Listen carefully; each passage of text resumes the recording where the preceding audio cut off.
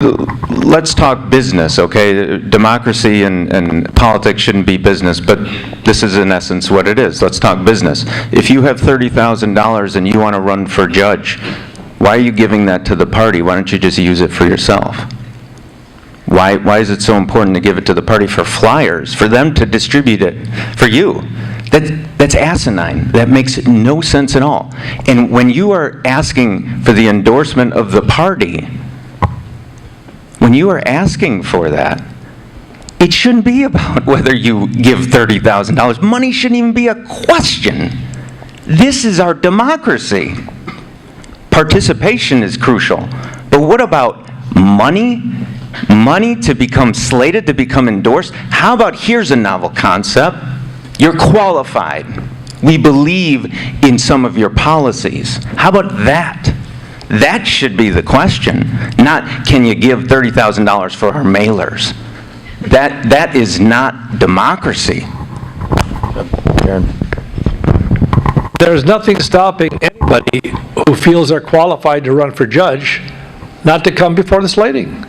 Just put their credentials out and run.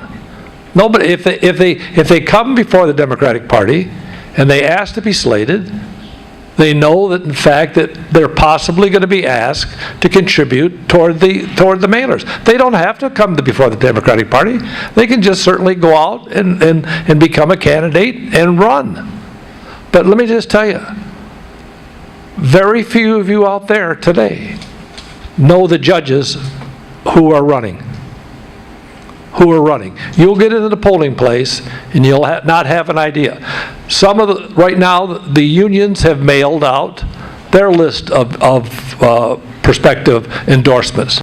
The Democratic Party is sending out an endorsement.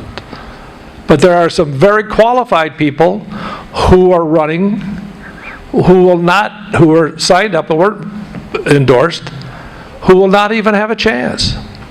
Because that's the sad situation. Maybe, ladies and gentlemen, we should look at not having endorsed judges. Maybe, in fact, we should have qualified blue ribbon judges, a committee to appoint them.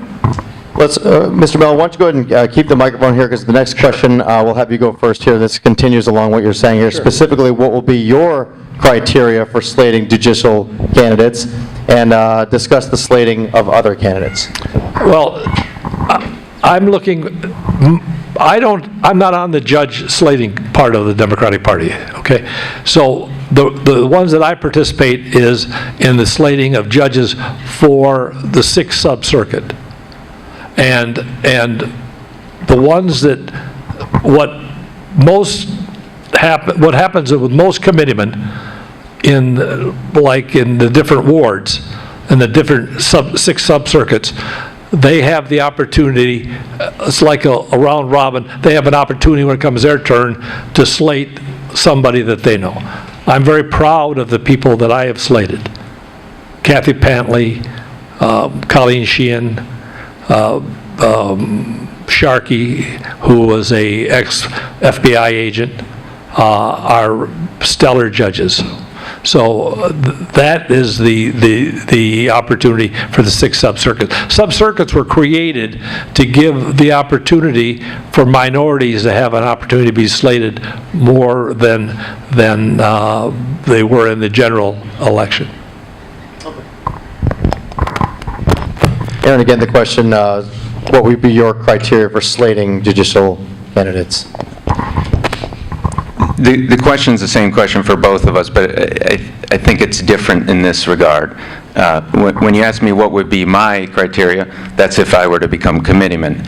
Next to me is a committeeman for the last 40 years. So the question is, what has he done for the last 40 years, not what his criteria will be.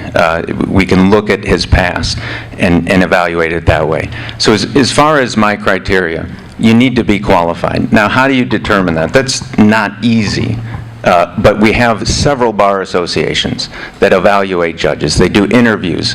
These are now lawyers that want to become judges. They do interviews to see who they've been against, who they've worked with, other judges they've been before, to determine whether they have the right demeanor, whether they have the right legal acumen, whether they have the ability to wear the robe. So I think I would rely a lot on the bar associations, that's number one. I would want to interview them, and money wouldn't be a part of it. The issue would be, are you qualified? Do you have the right temperament? Do you have the intelligence to do these very important things? Because for lawyers, we see judges all the time, but for people who aren't lawyers, who aren't in the legal system, you'll see maybe a judge maybe once or twice in your life. But that could be the most crucial thing in your life. We're talking about someone's freedom. We're talking about whether or not someone gets compensated for malpractice, let's say. We're talking about a pension to make sure that the contract actually is fulfilled on a pension bill. That's all decided by judges. So you have to remove the political analysis of when you see whether someone is qualified, whether a judge should be on the bench. And the problem is the entire answer and the entire tenure of the committeeman has been purely a political question, and you've got to remove the politics out of it. Aaron, go ahead and keep the microphone here. We're going to move on to question number 4. Oh, you want to respond? Okay. I'm going to ask Aaron, because I'm not an attorney and I don't come before judges. I'm going to ask Aaron what he thinks of a couple of the ones that I mentioned. Kathy Pantley is one of the judges that actually I had the opportunity to slate.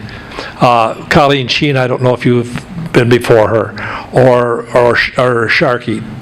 I don't know if you'd mention what your thoughts are on those three. This is not the time as far as who I think about particular judges. There are some good judges and there's some bad ones. I can tell you many stories about particular judges that this committeeman has slated, and I'll give you an example.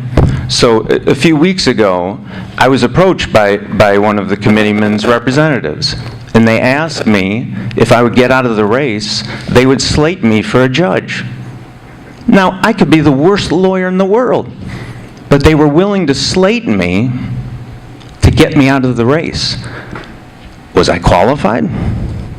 Was I skilled? Would I have the right temperament? No. You don't know that.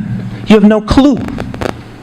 But because I was a political threat, it was worth it to stick me on the bench so people's lives are at stake in front of me just for a political reason, to get me out of the race. Dick, you didn't use your full minute there, so I'm going to give you another 30 seconds to respond to that. First of all, I had nothing to do with that, and I do not know who he's talking about, all right? So that's one thing, okay? I'm happy to have him in the race, and I think it's good for democracy. But to slate him for a judgeship to get out of the race is unconscionable, and I would never have been part of it, or would have nothing to do with it. So that's where my feelings are on that. Okay, good. Let's move on to the next question, please. Aaron, we'll start with you. Next question here, question number 5 out of 10. What are you satisfied in the current Cook County Democratic Party, and what are you dissatisfied with in the current Cook County Democratic Party? 2 minutes for that answer? Yeah. You can split it up if you want, minute each. All right, I'm done with the good part. Look, the problem is that in our local party elections, in our local parties, we think of Democrats, we think of the national view of Democrats. And the problem is the Democrats here aren't Democrats. I don't even know what they are. Are they Republicans? I have no clue. But what they really are is about themselves, about how they maintain their power. The chairman of the Democratic Party, there's no ideology there. There's no views. There's no political philosophy of how we can improve government, how we can move society forward and move the county forward. It's purely of how you maintain your power. And that's what's so interesting about this position. On one hand, it's such a great opportunity to create and help democracy, to make sure we're all participating, to make sure everyone feels like they have a stake in this process. But on the other hand, it's very scary because you can use it to help maintain and create greater power. And that's what the Cook County Democratic Party is doing. It's all about their power. So there's some candidates I agree with who they're endorsing, but you just look at the process. Anita Alvarez, were we going to slate her? No, and now all of a sudden Kim Foxx. They can't even get that right because all they do is move from one embarrassment to another. So if it looks bad, okay, let's slate someone else. Let's endorse someone else. It's not about what they think is best for the county or best for the state or the city. It's purely about their power. And we need someone in there. We need a group of people in there. We need a movement within the party to make it democratic. And it's not. Thank you. Mr. Mel? I was one who voted for not slating anybody for that office, the state's attorney's office. And when they came back and wanted to slate Kim Foxx, who I may be supporting, I was against that at that time. I didn't think that anybody should be slated for that office at that point in time. There are several offices where, in fact, we should not slate somebody. We should let the folks have the opportunity to go out and try to raise the money that they have to raise to be. See, here's a sad situation. Today, there's not anybody in the Senate, I don't think, except maybe Durbin, that's not a multimillionaire.